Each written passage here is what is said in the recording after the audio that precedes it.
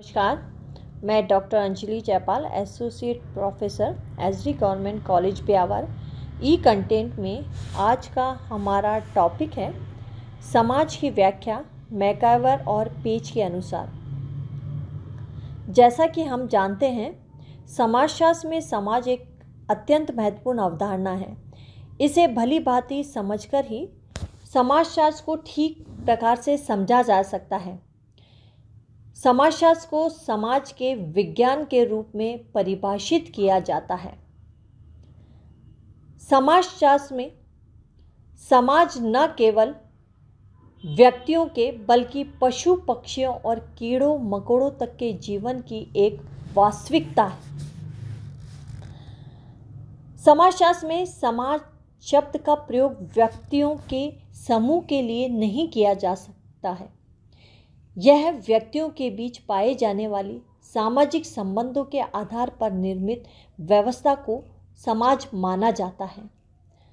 इसी बात को स्पष्ट करते हुए मैकाइवर और पेज ने लिखा है कि समाज सामाजिक संबंधों का जाल है, अर्थात समाज में व्यक्तियों के समूह को समाज नहीं मानकर उनके बीच पाए जाने वाले सामाजिक संबंधों के ताने बाने की व्यवस्था को समाज माना जाता है।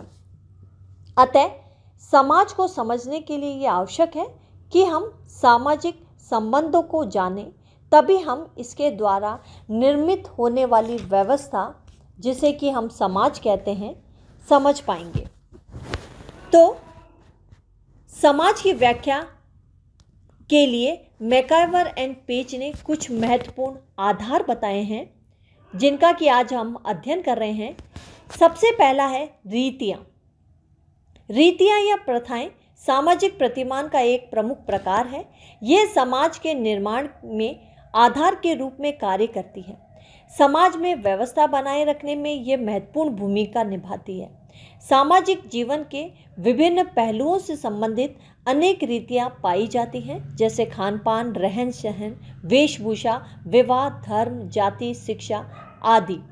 ये रीतियाँ व्यक्ति को विशेष तरीके से व्यवहार करने के लिए प्रेरित करती है।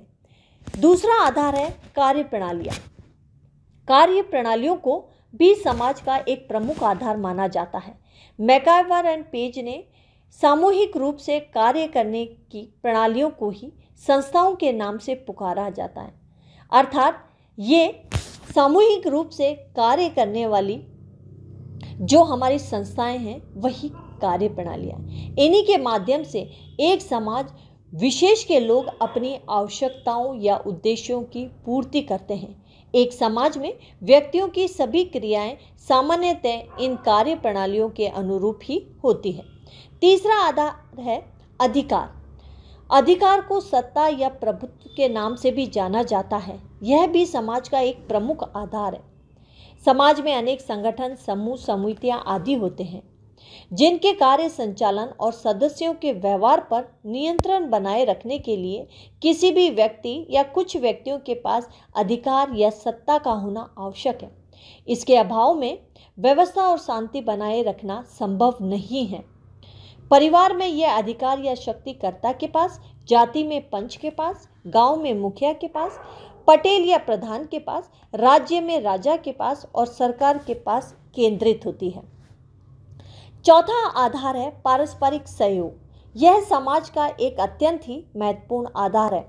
जब तक कुछ व्यक्ति अपने अपने उद्देश्य या आवश्यकताओं की पूर्ति के लिए एक दूसरे के साथ सहयोग नहीं करेंगे, तब तक समाज की कल्पना नहीं की जा सकती है। समाज के लिए सहयोगी संबंधों का होना अत्यंत ही आवश्यक है। पांचवा आधार है समूह और विभाग। समाज, जैसा कि हम जानते हैं, अनेक समूह और विभागों या उप समूहों से मिलकर बना होता है, जिनकी सहायता से व्यक्ति की विभिन्न प्रकार की आवश्यकताओं की पूर्ति होती है, जैसे परिवार, कीड़ा समूह, पड़ोस, जाति, गांव, कस्बा, नगर, समुदाय, आर्थिक, राजनीतिक, धार्मिक, सामाजिक, स्कूल, महाविद्यालय आदि अनेक प्रकार के समूह और विभाग हैं, जिनसे समाज बनता है और जो व्यक्तियों की आवश्यकताओं की पूर्ति करता है। विभिन्न आयु, लिंग, जाति, प्रजाति, वर्ग आदि के आधार पर समाज में अनेक विभाजन हमें देखने को मिलते हैं। ये सभी समूह और विभाग आपस में एक दूसरे से संबंधित होते हैं। छठा आधार है मानव व्यवहार के नियंत्रण। समाज को ठीक तरह से संचालित करने के लिए यह आवश्यक है कि मानव व्यवहार पर नियंत्रण रखा जाए। अतः मानव व्यवहार के नियंत्रण हेतु समाज में सामाजिक नियंत्रण के औपचारिक और अनौपचारिक साधनों को अपनाया जाता है। सामाजिक नियंत्रण के औपचारिक साधनों में कानून, न्याय व्यवस्था, पुलिस प्रशासन आदि और अनौपचारिक साधनों में जनरीति, प्रथाएं, रूढ़ियां, संस्थाएं, धर्म, नैतिकता आदि आते हैं। अगला आधार है स्वतंत्रता। समाज में एक आवश्यक तत्व के रूप में स्वतंत्रता का विशेष महत्व है।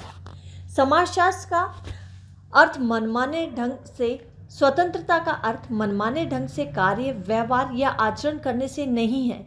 यहाँ इसका तात्पर्य सभी व्यक्तियों को अपने विकास हेतु उचित वातावरण प्रदान करने से है। स्वतंत्र वातावरण से ही व्यक्ति अपने व्यक्तित्व का विकास कर समाज की प्रगति में योगदान देता है। इन सभी आधारों को मैकाइवर पेज ने समाज की व्याख्या की है।